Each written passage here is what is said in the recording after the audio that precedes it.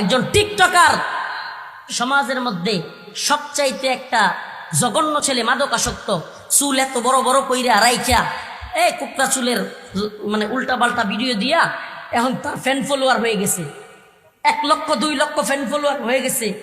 Like comment শেয়ারের অভাব পড়ে না তার। বিভিন্ন কুকরা চুলের জাকরা চুলের বিভিন্ন ভিডিও দেয়, মোটরসাইকেলের ভিডিও দেয়, বিভিন্ন ধরনের ভিডিও দেয়। দিন শেষে এই ছেলেটা যাকে 5 দিন আগেও সমাজ দেখতে পারতো না, খারাপ ভাবে দেখতো, জঘন্য মনে করত, দিন শেষে তার কিছু ফ্যান ফলোয়ার থাকার কারণে এখন সমাজের কিছু লোক তারা সম্মান করা শুরু করছে। আপনি বুঝেন কেন?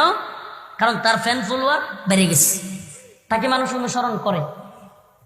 আসলে কি সে এখনো জঘন্য আছে না নাই? সেটা এখনো খারাপ কাজই করে, তবুও কেন মানুষ ফলো করে?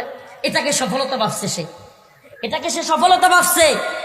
আর যেটাকে মানুষ সফলতা ভাবে, দিন শেষে এলাকার মানুষও সেটাকে ফলো করতে চায়।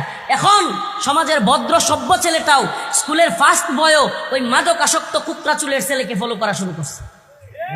সে ভাবতেছে আমি তো ব্যর্থ, আমি কিছুই করতে পারলাম না। আমার ফেসবুকে লাইক করে 20টা আর ওর ফেসবুকে লাইক করে 1 লাখ। আমি মনে হয় ব্যর্থ, সে মনে হয় সফল। আফসোস, আফসোস। এই কি আমাদের সফলতার মানদণ্ড? এটাই কি আমাদের সফলতার মানদণ্ড হওয়া উচিত? বরং সেই যুবক যে তার মায়ের কথা শুনে, তার বাবাকে সম্মান করে, মায়ের খেদমত করে, বাবার খেদমত করে, 5 ওয়াক্ত নামাজ পড়ে, তার ফেসবুকের আইডিও নাই, কিন্তু সে তো সফল ছিল। সে কি ছিল? সফল ছিল।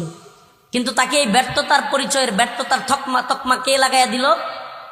তার চাকরি নাই বলে, নকরি নাই বলে। আরে যুবক কিভাবে চাকরি পাবে? চাকরি পাইতে তো 10 থেকে 15 লাখ টাকা ঘুষ লাগে। তো যুবক চাকরিটা পাবে কোত্থেকে? সমাজে ভালো ছেলেগুলো নষ্ট হয়ে যাচ্ছে।